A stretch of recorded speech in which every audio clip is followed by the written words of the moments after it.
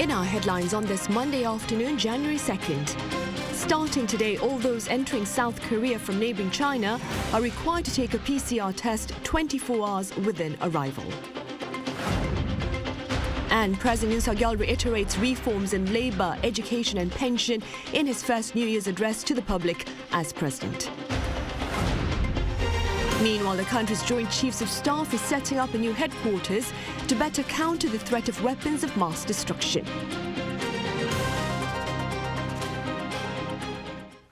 All arrivals into South Korea from China are required to take a PCR test within 24 hours of landing. Now, this requirement comes as part of pandemic-related border restrictions amid the overwhelming surge of COVID-19 infections in the neighboring country. Our Song Yoo-jin reports. With China grappling with a crushing wave of COVID-19, South Korea is implementing stronger travel restrictions. From Monday, travelers from mainland China coming directly by plane or boat are required to get a PCR test within 1 day of arrival. We've secured enough personnel and screening centres capable of testing 550 people every day. 3 testing centres and 2 waiting areas will operate at Incheon International Airport for non-Koreans staying less than 90 days. For those who test positive, we've prepared a temporary shelter that can hold up to 100 people. They'll quarantine there for 7 days, and we're planning to open more. Korean nationals and non-Koreans entering from China and staying long-term must get tested at a public health center and stay home until their results come out. For effective tracking and tracing, passengers must enter their contact information to the Q code or the quarantine information pre-entry system before boarding their flight. And all flights heading to South Korea from China must land at Incheon International Airport for a while. The government will also stop issuing short-term visas for Chinese nationals, with an exception for diplomats, public officials, and those visiting for key business and humanitarian purposes until the end of this month. But that's not all. From Thursday, all travelers must also show proof of a negative PCR test taken at least 2 days before they leave, or a rapid antigen test taken at least 1 day before departure. These rules were announced last week to prevent a new virus wave or even a new variant entering from China. Countries around the world are taking similar steps. So far, at least 14 countries have implemented travel restrictions on Beijing. They include the United States, Japan, Canada, and Australia. Most of them are asking for proof of a negative PCR test. European Union officials will meet this week to discuss their joint response. Song Yoo-jin, Arirang News. Meanwhile, President Yoon Suk-yeol has reiterated plans for reform in labor, education and pension. The remarks were shared during his first New Year's public address as president. Our top office correspondent Moon Gun-young has more on this intention and others. President Yoon Suk-yeol began his very first New Year's address as president with an analysis of the economic situation. As interest rate hikes are inevitable to keep inflation under control, and as the risk of a global economic recession is higher than ever before, Yoon pointed to exports as being key to overcoming the multiple crises. 모든 외교의 중심을 경제에 놓고 수출 전략을 직접 챙기겠습니다. He also pledged to kickstart a project to help South Korean businesses receive $50 billion in overseas orders and usher in an era of startup Korea not only in IT, bio, defense, and nuclear power industries, but also in carbon neutrality and entertainment. Warning there is no future for a country that is preoccupied with vested interests in rent-seeking, the South Korean leader urged 3 major reforms: labor, education, and pension. 노동시장을 유연하게 바꾸면서 노사 및 노노 관계의 공정성을 확립하고 근로 현장의 안전을 개선하기 위해 모든 노력을 다하겠습니다. Highlighting that the dual structure of the labor market needs to be improved, he explained that the starting point for the labor reform is establishing rule of law in labor relations. On education, Yoon vowed to transfer relevant authority to local areas and provide support so that they can link education to their specific industries, and to submit a legislative proposal on a pension reform to the National Assembly after conducting scientific research and investigation on pension finance, collecting public opinions, and referring the issue to public discussions. Although the South Korean president made no mention of North Korea in his 2023 New Year's address, Yoon ordered the military to decisively retaliate against Pyongyang's provocations at a separate virtual meeting with the head of the Joint Chiefs of Staff, warning that North Korea will continue to launch provocations using various symmetrical and asymmetrical means while advancing its nuclear and missile threats. This just hours after the North launched a new ballistic missile and its leader named Seoul an undoubted enemy, calling for an increase in short-range nuclear weapons. 문건영, Arirang News. Also, on the local front, the military here is setting up a new headquarters to better counter the threat of weapons of mass destruction, including nuclear. Now, South Korea's Joint Chiefs of Staff is hosting a ceremony led by General Kim Seung-gyum on this Monday afternoon as we speak to launch this latest initiative. The new headquarters will seek to frame out strategies to strengthen the country's defense posture and to assist ways to fight cyber and electronic attacks. Meanwhile, across the border, North Korean leader Kim Jong-un made his first public appearance of the year with a visit to the mausoleum of his predecessors. According to the regime's state-run news agency, Kim marked the new year by paying tribute at the Kumsusan Palace of the Sun, where his late grandfather Kim Il-sung and his father Kim Jong-il lay at rest. Also, on the same day, Kim held a photo session with members of the 9th Congress of the Korean Children's Union. Now, this union is a youth organization that children aged 7 to 13 are required to join. Now, its members are known for wearing red handkerchiefs. In other news, U.S. Secretary of State Antony Blinken and China's new Foreign Minister Qin Gang touched upon bilateral ties over the phone this past Sunday. On Twitter afterwards, Blinken claimed the talks had addressed keeping communication channels open. Now, back on Friday, China appointed Qin Gang as its new top diplomat, replacing Wang Yi, who had been in the post for the past 10 years. Qin Gang served as Chinese ambassador to the U.S. from July 2001, that is, until his appointment.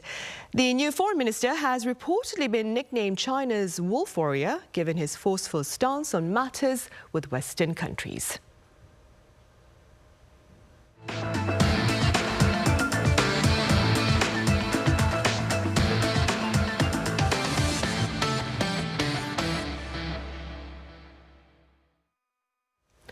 The global economy is looking ahead to tough times this year. Now, this is according to the head of the International Monetary Fund, Kristalina Georgieva, speaking to CBS News on Sunday.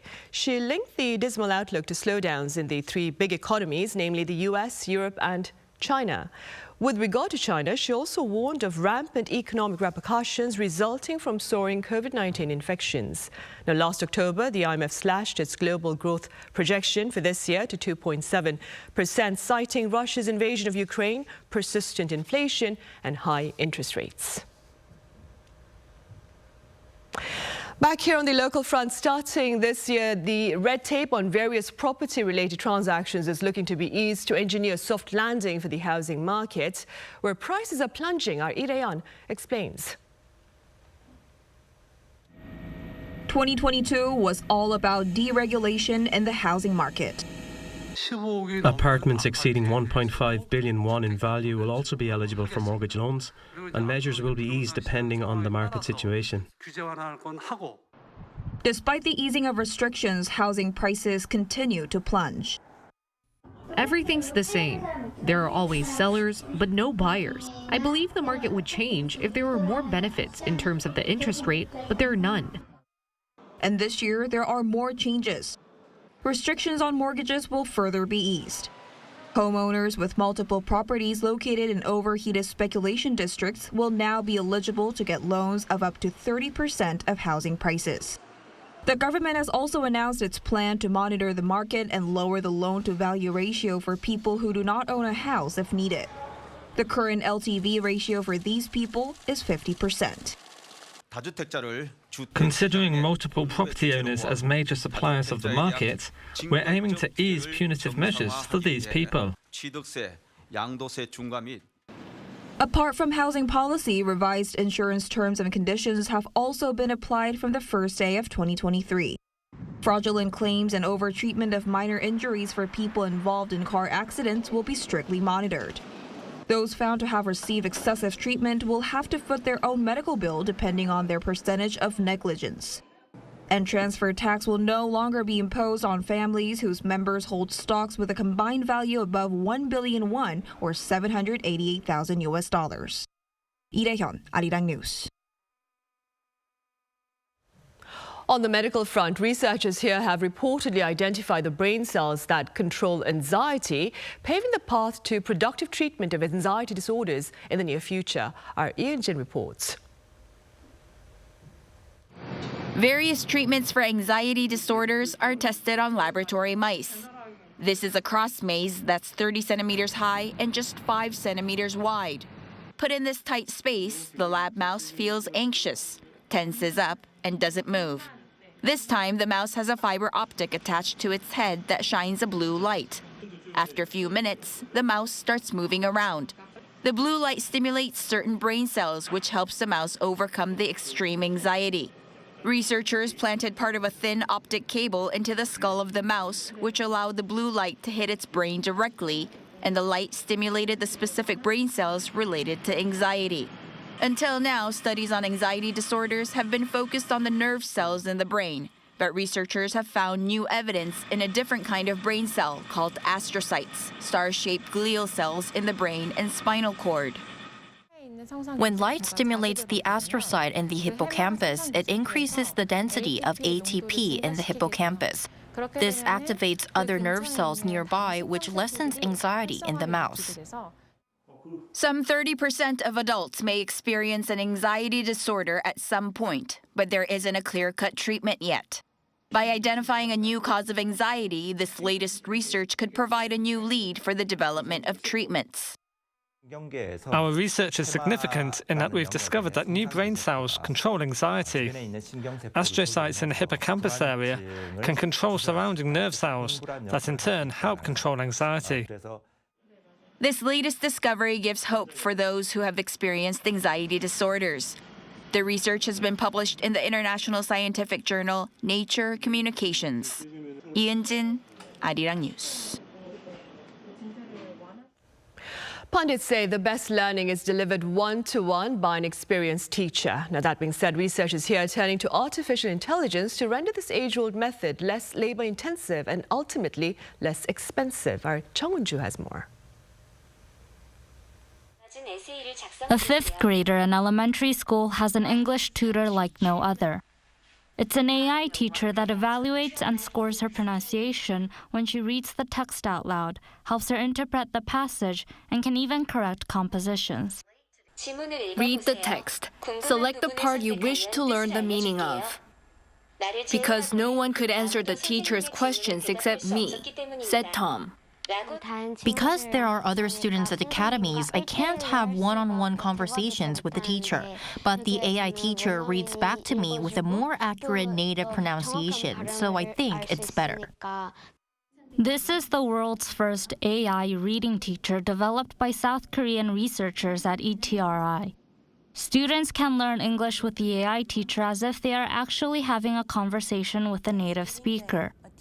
The newly developed technology actually understands the student's answer and asks the next question accordingly, while offering appropriate feedback, unlike existing technology that can only hold conversations within a set of expected questions and answers. This AI teacher also improved its performance through reinforcement learning with a small amount of training data. In particular, it showed a recognition rate of 90% by learning from data on children's pronunciation and Korean accents. The AI needs to understand the Korean person's English pronunciation. ETRI's best non-native English speech recognition technology was applied. The research team is preparing to commercialize this technology by the end of this year. We plan to apply the developed technology to Korean and provide Korean language education for foreigners wishing to learn Korean and foreign workers residing in South Korea. The developed technology can be used not only for foreign language education, but also for mathematics, history, and job training. Jongun, Arirang News. Meanwhile, back on Sunday, South Korean servicemen and women stationed beyond national borders celebrated the new year with patriotic pledges of continued duty. My colleague Peunji covers their celebrations. At the start of the new year, South Korean soldiers stationed overseas are vowing to complete their missions and remain on duty. In the United Arab Emirates, the South Korean Army's AK unit is responsible for providing support to the UAE Special Forces and has been conducting joint exercises with its military. As we represent South Korea as part of the country's military diplomacy efforts, the AK unit will do its best and fulfill its responsibilities. In the waters off the coast of Somalia, the country's Cheonghae unit has been protecting South Korean ships from pirates. Today, even at this very moment, the Cheonghae unit is conducting operations to safely escort ships in the Gulf of Aden. All of us will work together to fulfill our duties perfectly in 2023. The Army's Dongmyeong unit wished South Koreans a Happy New Year. The unit was first deployed to Lebanon in 2017, and since then it has been maintaining peace in the region as part of the UN peacekeeping forces. 동명부대는 국군 최장기 해외 파병 무대라는 자부심을 가지고 레바논의 평화, 안정을 위해 완전 작전을 하겠습니다. 국민 여러분, 새해 복 많이 받으십시오. 배은지, 아리랑 뉴스. Now, the tradition here in Korea to mark the start of the new year is to usher it in by indulging the first rays of the rising sun with well wishes for the year ahead. Our Kim Yeon-sung joined a crowd at Haeundae Beach in Busan to welcome 2023. A bright start to the new year. On Haeundae Beach in Busan, people once again formed big crowds to watch the first sunrise of 2023. People have been coming here since the morning twilight, eagerly waiting for the first sunrise of the year. And when they caught a glimpse of the sun peeking over the horizon, they made their first wishes of 2023. I came out at 5 a.m. because I live quite far away. I came to wish for my family to be healthy in 2023. I'm a high school senior this year, so my wish is to get into a good college. I wish to be together with my boyfriend for a long time. So I'm from Iran, and as you might know in the news, it's happening, a revolution, a movement is happening. So my New Year's resolution is freedom for Iran and for my people to be happy and free. People also whipped out their phones to capture the moment. This is the first time in 3 years that the beach has bustled with early birds making wishes at sunrise. For the 2 last New Year's, sunrise viewing events were suspended due to COVID-19. But with social distancing measures receding, other popular sunrise viewing spots have also rebounded, from Ganjeolguk Cape in Ulsan to the beaches along the east coast. In Busan alone, local authorities estimate that roughly 106,000 people came to view the sunrise at the 27 spots that held events. It's really nice because I had only experienced Korea during COVID times. It's my first time after it got better, so I'm very excited. I think it's amazing, and this is the best way to start the new year. In America, we're usually sleeping, so this is awesome. I'm so glad that these events are once again coming back with the COVID pandemic receding. The year 2023 starts with one less worry than the previous year. Hopefully, the rest of the year remains as cheerful as its start. Happy New Year! Kim Yeon-sung, Arirang News, Busan.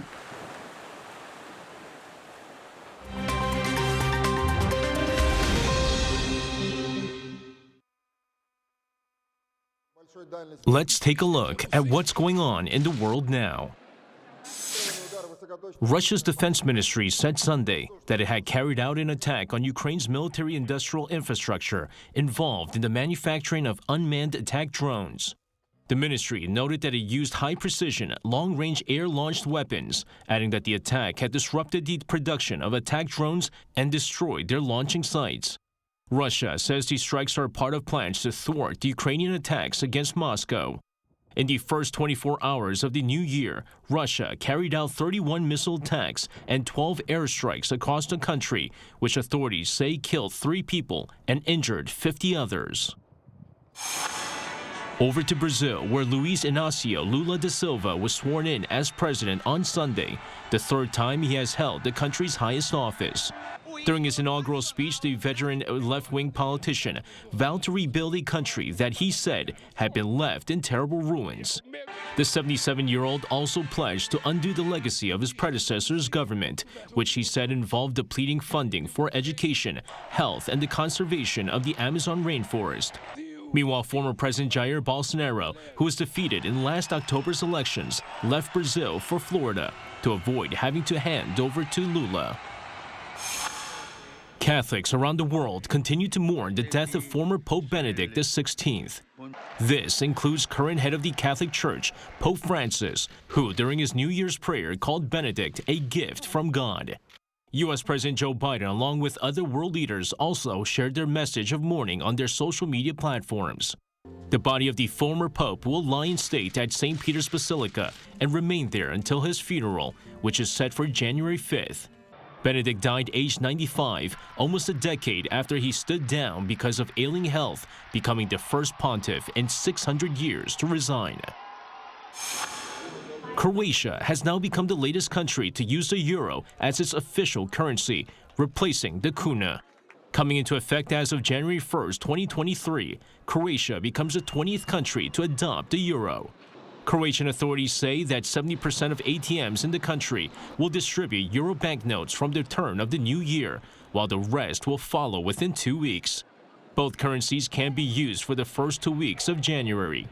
When paying for the kuna during this period, change will be given in euro. Lee Seung-jae, Arirang News.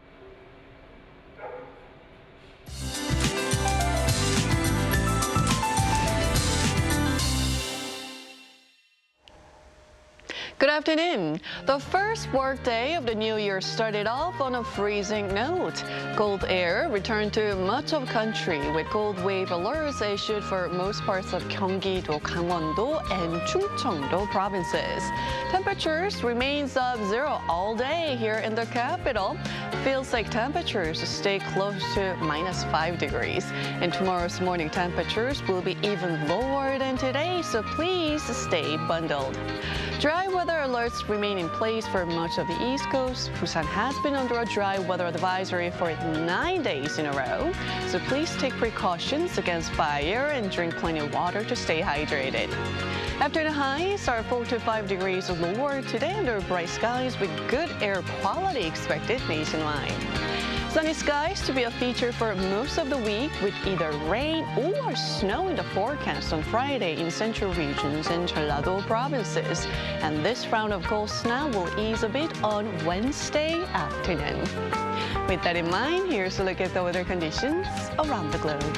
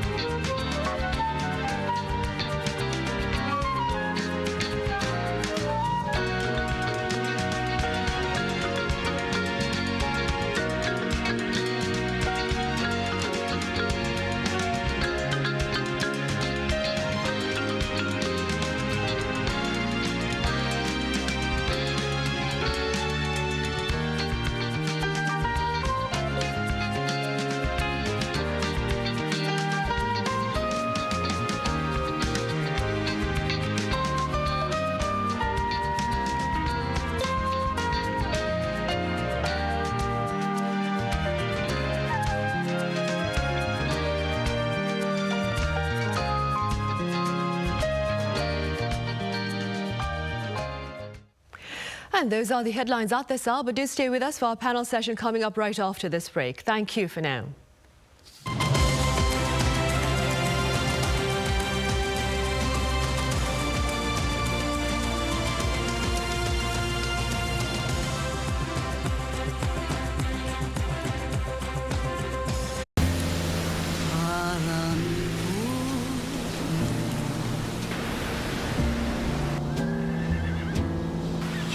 춥지 않은 가요?